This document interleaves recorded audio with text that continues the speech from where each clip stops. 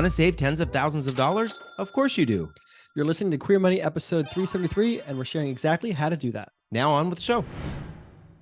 David, Yes. can I say something? Have I ever been able to stop you from saying something? Okay, then. I am so bored of this topic today. Well, it is a topic that gets talked about a lot. A lot. And I'm going to argue that I think we obsess about it too much. Today, we're talking about how to build and maintain a good credit score. And we've shared this in the past in a couple of different platforms, but this is one of the leading questions that we often get. Almost every single talk we've given, whether it's been in person and virtual, this particular question has come up. There are a handful of questions like that, but this one comes up quite a bit. And I think we obsess about it too much. Unless you're going to buy I'm not saying that you don't need to have a good credit score. Have a good credit score, build and maintain one, absolutely, 100%. But unless you're going to make a major purchase, it's going to require a major loan in the near future. Like if you don't have a great credit score, it's not the worst thing in the world. Right. Although I will say earlier on in your life, right? So if you're trying to get your first apartment, or if you're trying to get a cell phone plan, I think that there are some early in life experiences that are heavily dependent on having a good credit score.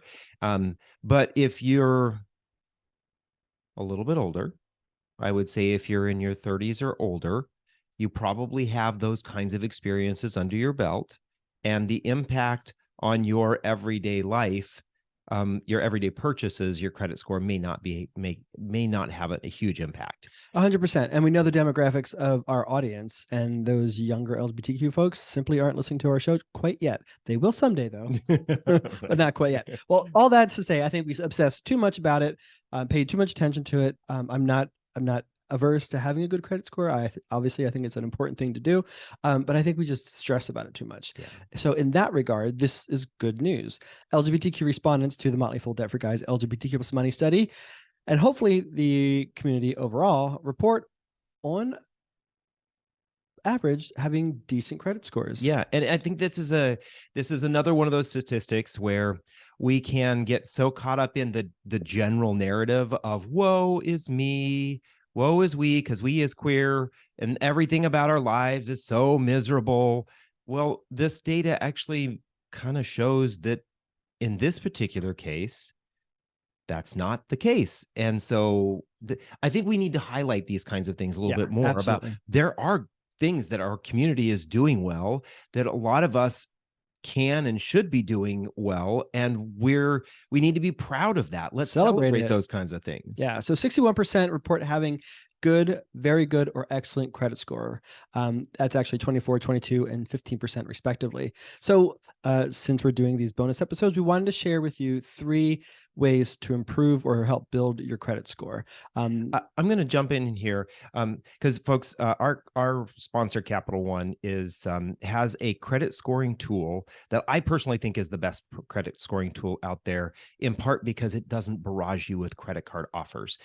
And the reality is that when most people have a low credit score, if it's not early on in their life, if they have a low credit score, the things that we're just going to talk about now, these 3 ways to improve your credit score, are things that people aren't necessarily doing well, in part because oftentimes they've used their credit cards and aren't doing these things. Exactly. So get credit wise, and then do these things, or do these things and then get credit wise. 1, pay all your bills on time and in full. Yeah. Not rocket science. I think that's the key here. Is I think a lot of people who start to struggle financially stop paying their credit card bills, or they miss a bill, they're late on a bill, and that's what starts to bring their credit score down. And that's why I'm like, hey, if you're struggling with paying your credit cards off, don't sign up for a service that's going to push you 300 credit card offers a week. Yeah, absolutely. Avoid that. Number 2, don't use more than 40% of your available credit they have to you. That is that's a definition of a fancy word called credit utilization. Right. And basically that means that you have all this credit available to you, especially on your credit cards, right? You may have thousands, tens of thousands of dollars. If you're using more than 40% of that available credit, it's going to start to hurt your credit score. Exactly. Then number 3, cut up your credit cards, but keep your oldest one. Don't cancel that one. You want to be able to maintain that as long a credit history as possible. Our only caveat to that is if that happens to be a card that they charge you an annual fee, that's probably not the best card to use. So maybe keep your second oldest credit card if whichever one doesn't charge you the fees. Yeah. And don't, if you're concerned about your credit utilization, don't go ahead and close all your accounts before you paid off your debt, because all of a sudden your credit utilization will shift so that you're using more of your available credit. So keep that in mind. So those are our 3 tips. Pay all your bills on time.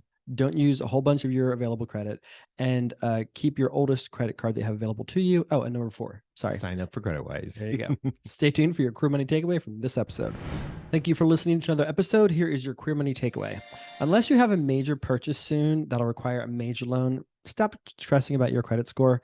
I mean, build and have good credit score, but stop making it a primary financial concern. Work on it, but don't stress about it. And then join us Tuesday when we talk with first-generation immigrants and money coaches to teachers, Sunam and Israel Tovar, about how they overcame poverty to get on the path of financial independence. Then, of course, next Thursday's bonus episode, where we share our favorite tip to building a rainy day fund. Thank you and have a great weekend.